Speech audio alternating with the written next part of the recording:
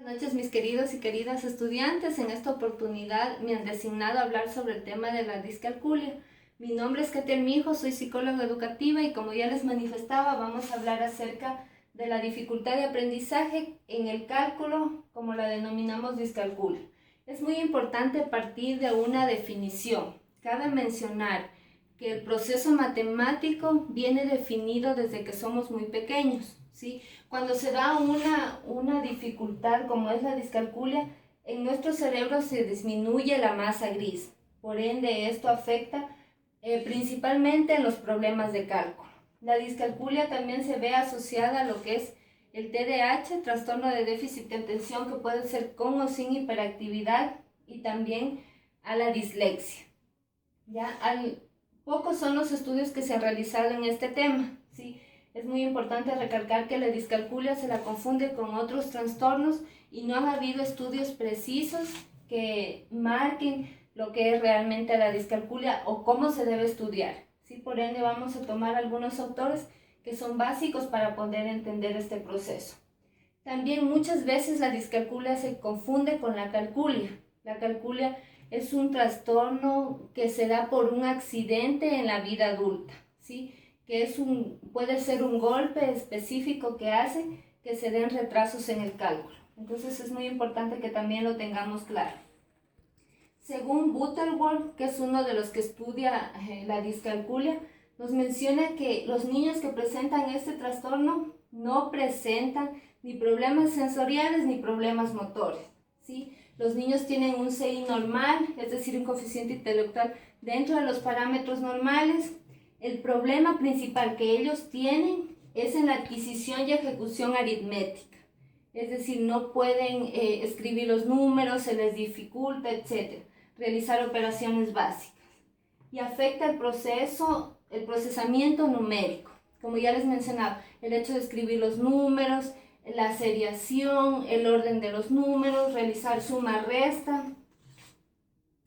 En cambio, Walsh, que es otro de los estudiosos en este tema, nos menciona que en la discalculia se dan todos los problemas en todas las tareas numéricas, ¿sí? Desde el hecho de escribirlos, desde la composición, segmentación, desde la forma, etc. También se da un procesamiento temporal y espacial deficiente, es decir, que los niños al momento de que se les dicta no pueden escribir, no pueden realizar una suma, no pueden ordenar una suma o una resta. Y tanto se presentan dificultades de forma simbólica como no simbólica, ¿sí? Los niños también cometen errores al momento de escribir los números en un dictado, por ejemplo. Es esencial que ustedes, como futuros docentes o profesores de educación básica, sepan cómo detectar la discalculia dentro de sus aulas de estudio, ¿sí? Por ello, los niños que presentan discalculia presentan ciertas características básicas que hace que los podamos detectar, ¿sí?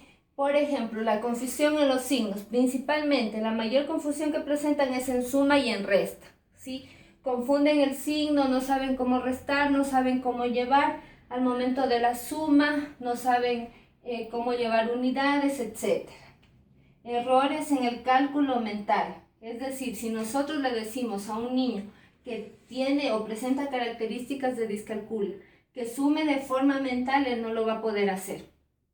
Es decir, va a tener que utilizar los dedos, algún material extra que él tenga para poder realizar esta suma. Dificultad en el lenguaje matemático. Si nosotros le pedimos que a un ejemplo lo especifique escribiéndolo, por ejemplo, mi mamá me compró 10 manzanas y mi papá me regaló 5, no podrá realizarlo.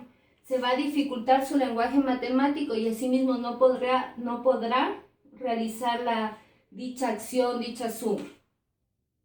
Escritura incorrecta de los números. Por lo general siempre confunden los números similares. Pueden confundir el 7 con el 1, pueden confundir el 3 con el 8, que sean similares o se parezcan. También existe una inversión numérica, es decir, cambian el orden de los números. Al momento de hacerle un dictado, el niño en vez de escribir 69 puede escribir 96, o en vez de escribir 107 puede escribir 701. ¿Sí? Son características que los definen. Fallas en la seriación numérica. En este caso, si nosotros le pedimos al niño que numere del 1 al 9, él puede hacer una repetición. Por ejemplo, el 1 puede escribir 2 veces el 2, 3, 4, otra vez 2 veces el 5. O también emitir estos números, omitirlos. Es saltarse 1, 3, 4, 5. ¿Sí? Evitará escribirlos o a su vez se le dificultará para hacerlo. Otra característica que se define mucho es manejar magnitudes y proporciones. Ellos no pueden o no saben definir la hora, no pueden ver la hora. Al momento de hacer una suma en la que tiene que sumar y restar, él no lo va a poder hacer. Por ejemplo, si mandamos a un niño a la tienda que compre una fruta, él no va a saber cuánto le tienen que dar de vuelto. Sí, es muy importante entonces que sepamos cómo detectar con estas características si un niño presenta discalculia. Frente a esto como docentes, como maestras y como maestros, ¿qué pueden hacer? Principalmente, como maestro, como ustedes maestros que van a hacer dentro de poco. Primero, ser empáticos, es decir, sentir lo que el niño está viviendo, lo que el niño está pasando, qué es lo que le está sucediendo, ¿sí? Ponerse en el lugar de ellos y sentir lo que ellos sienten. Brindarles siempre el apoyo, es decir, animarlo, motivarlo, incentivarlo, que él pueda seguir realizando las matemáticas, no tenerle temor y miedo a la hora de las matemáticas. Trabajo conjunto. Es muy importante que ya una vez diagnosticada la discalculia, por ende como una dificultad de aprendizaje, podamos trabajar conjuntamente. Departamento de Consejería Estudiantil, maestro y familia, y formar una triada de apoyo para este niño. Es decir, que el psicólogo le brindará apoyo, le brindará apoyo psicopedagógico, pero también desde el aula y de la casa se debe trabajar en algunas pautas. Ser 100% comprometidos con el trabajo que van a realizar, modificar estrategias metodológicas para este niño que tiene esta dificultad. Siempre planificar las actividades que van a hacer con el niño. En el sistema educativo ecuatoriano existen las horas de apoyo pedagógico, de recuperación pedagógica, en la que ustedes tienen que planificar estrategias que le vayan a servir al niño para él ir mejorando esta dificultad. Identificar siempre el estilo de aprendizaje, es decir, cómo el niño está aprendiendo. Si el niño aprende, su forma de aprendizaje es viendo imágenes, escribiendo, leyendo, etc. Es importante identificar esto para poder apoyarlo, para poder reforzar ese aprendizaje. Frente a los estudiantes, ¿qué podemos hacer? No se puede minar la autoestima, es decir, no podemos insultarles, no podemos tratarles como tontos, entre comillas, por supuesto. No podemos hacerlos quedar mal frente a sus compañeros o compañeras con la intención de que se burlen de él, sino más bien brindarles, como ya les decía, apoyo, motivación, etc. Debemos presentar siempre material lúdico, que sea atractivo para el niño, con juegos, con materiales pedagógicos que ustedes puedan crear y generar para que los estudiantes no se alejen de la matemática, sino sientan interés a la hora de realizarlas. Un reforzamiento positivo. Los niños con discalculia por lo general tienen temor, tienen miedo, tienen baja autoestima, sienten depresión al momento de no poder realizar una operación. Entonces es importante que cada paso, por más pequeño que sea, debemos motivarlo, incentivarlo y animarlo a que sí puede. Y fortalecer el concepto numérico básico, es decir, cantidades, cómo escribir los números, partir siempre de lo verbal para ir a lo escrito, ¿sí? Primero hacer comparaciones con materiales que él pueda palpar, que él pueda tocar, para luego sí ir a lo que es la escritura. Yo también les quería presentar algunos ejercicios prácticos que ustedes, y estoy muy segura que les serán de mucha utilidad para trabajar dentro de sus aulas. Sí, el uso de cómo trabajar con los niños que presentan discalculia, el uso de relaciones cuantitativas. Podemos utilizar fichas de dominó, ¿sí? que son estas muy sencillas de realizar. Ustedes las pueden consultar en internet o por ende pedirles a los padres de familia que les compren y las lleven a la escuela. ¿Cómo podemos relacionar en las fichas de dominó para relacionar el 2? ¿Sí? Hay que explicarles a los niños que se puede relacionar con el propio cuerpo, como por ejemplo, explicándoles que tenemos 2 ojos o 2 orejas, ¿sí? Y cómo relacionar el número 4. Podemos explicarles que en un cuadro, por ejemplo, el cuadro presenta 4 esquinas, entonces ellos van a ir relacionando las cosas que están en su medio con los números que nosotros les vayamos presentando. Asociar, como ya les mencionaba, podemos asociar el 1 en el propio cuerpo con que solo tenemos una sola nariz, entonces el niño al momento de escribir o de recordar el número 1 lo hará mediante la nariz, que solo es una, ¿sí? También asociar, como ya les manifestaba, con los ojos, que tenemos 2, no tenemos más, entonces ellos pueden relacionarlo fácilmente. El número 5 con una mano, que tenemos 5 dedos, entonces se les facilitará la relación y será mucho más fácil aprender. Clasificación de elementos. Por ejemplo, yo he realizado aquí varias figuras en Phonics, sí, que son de mucha ayuda. Podemos decirle al estudiante que seleccione las fichas que son cuadrados, ¿sí? Que luego los cuente. Que seleccione solo los triángulos y que luego los cuente cuántas unidades hay. Que relacione, que cuente cuántos círculos hay. Podemos hacerle también que elija los colores, las fichas de los mismos colores y que cuente cuáles son, ¿sí? O por tamaños también lo podemos hacer, grandes o pequeñas, ¿sí? Conservación de la cantidad. Piaget hizo un ejercicio muy práctico con sus hijas, ¿sí? En el que él puso 2 filas. Una en la que ponía 4 pueden ser bolitas, pueden ser bolas de plastilina, pueden ser cualquier tipo de objeto, un cuadrado, algún objeto, y ponerlo en 2 filas, ¿sí? Para la conservación de la cantidad, poder poner los 4 juntos y 4 separados, ¿sí? Por lo general los niños que no han desarrollado esta capacidad nos dirán que en la fila 1 hay menos y que en la fila 2, hay más por la distancia que estos tienen, ¿sí? Pero es explicarles de que puede ser la misma cantidad, pero la distancia es la que los diferencia en este caso. Es un ejercicio muy práctico. Ustedes lo pueden realizar con plastilina, hacer bolas más grandes y de estas bolas sacar pequeñas bolas. En este caso los niños podrán observar la conservación de la cantidad, que esta puede cambiar de tamaño y de espacio. Sí, es muy importante. Y también para trabajar con patrones hay un juego súper interesante. No sé si me dan un segundo. Este juego, no sé si lo pueden observar. Este juego se llama Ludo, es un juego súper interesante. En él nos ayuda, se juega con un dado. Este juego nos ayuda a que los niños puedan ir hacia adelante de forma ascendente y descendente en los números. Sí, es muy importante porque se juega con fichas. Se lanza el dado, al niño Juanito le salió el número 5 en el dado.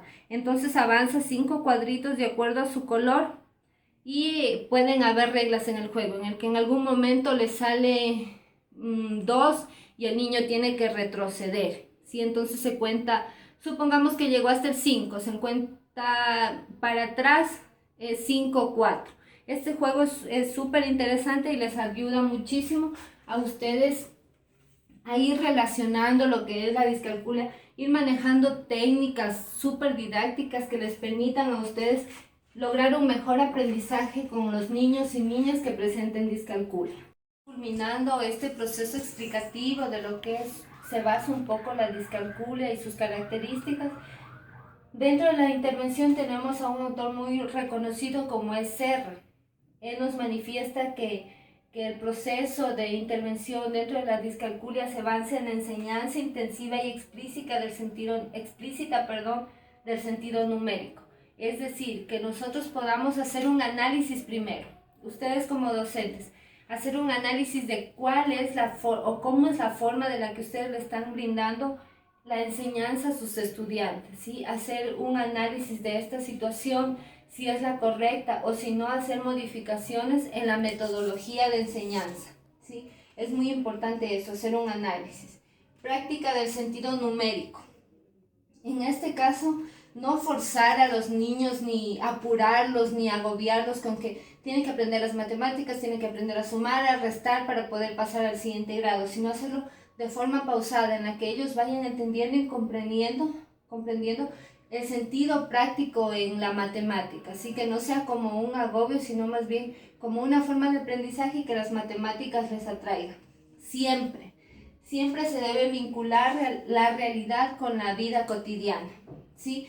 No podemos ir, si a ustedes les toca hacer sus prácticas en el sector rural, no podemos irle a hablar a un niño del sector rural, ponerle ejemplos de 5 aviones, 5 camiones, cosas que no estén relacionadas con ellos, con su diario vivir. Podemos ponerle ejemplos como 5 gallinas, 5 árboles, cosas, objetos con los que más tengan relación, y siempre tratar de utilizar en el ambiente materiales como por ejemplo para hacer las cuentas, llevar maíz, etcétera, que son cosas en las que ellos tienen a diario contacto y se les va a hacer más fácil relacionar. La educación tiene que tener coherencia con el ambiente en el que la estamos desarrollando.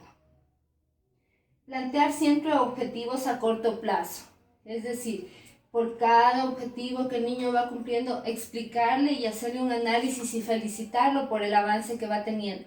Tal vez para nosotros como docentes sea muy poco el avance que él tenga, pero para él va a ser un gran paso y un gran salto aprender esa situación. Actividades lúdicas, como ya les manifestaba, siempre realizar actividades lúdicas, creativas, que le ayuden al niño a desenvolverse mejor, hacer trabajos en grupo, no olvidarnos de eso. El acompañamiento o el proceso entre pares es muy importante para la enseñanza y aprendizaje. Y siempre reforzar positivamente, ¿sí? Irle felicitando al niño, motivarlo, incluirlo, hacer que los compañeritos lo tomen en cuenta.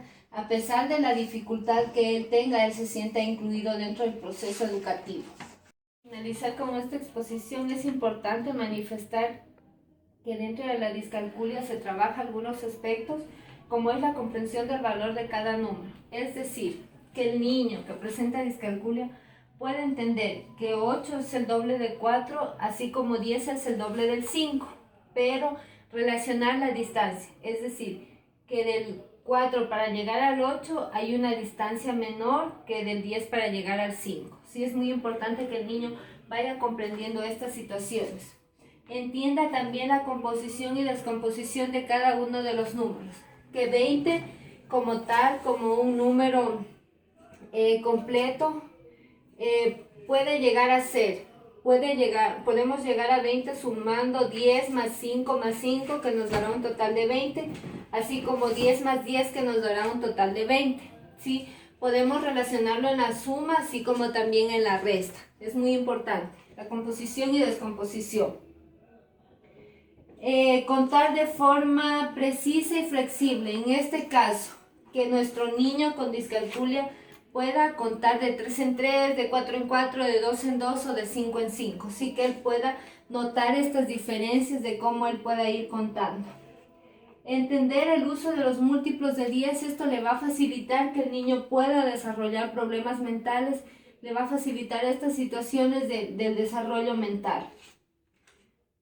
Es aumentar la confianza con los números, tanto en la matemática general, que el niño no sienta temor, no sienta miedo, no sienta esa angustia cuando le digan que ya le toca la hora de matemáticas y que él tal vez tiene esa dificultad con las matemáticas, ¿sí? Y finalmente, automatizar el aprendizaje, es decir, que el niño ya de forma reflexiva, de forma que haya entendido y comprendido la matemática, pueda desarrollarla, no de forma mecánica, No queremos lograr que el niño aprenda que 2 más 2 es 4, sino que él entienda por qué 2 más 2 es 4. Sí, es muy importante esta situación. Espero esta exposición les haya servido de mucha ayuda para ustedes comprender y entender qué es la discalculia, que es es una dificultad que tal vez no tiene como los estudios suficientes para nosotros poderla manejarla, pero sí el interés de cada uno de ustedes. Y como les mencionaba, el compromiso como futuros docentes es de que investiguen, averigüen, que su trabajo como docentes sea un trabajo que ustedes sientan la satisfacción de hacerlo con sus niños, ¿sí? De que sea no solo el hecho de encontrar un trabajo y dedicarme a ser docente, sino la sensibilidad ante todas las dificultades que los niños presentan. Gracias y espero les haya servido de mucha ayuda.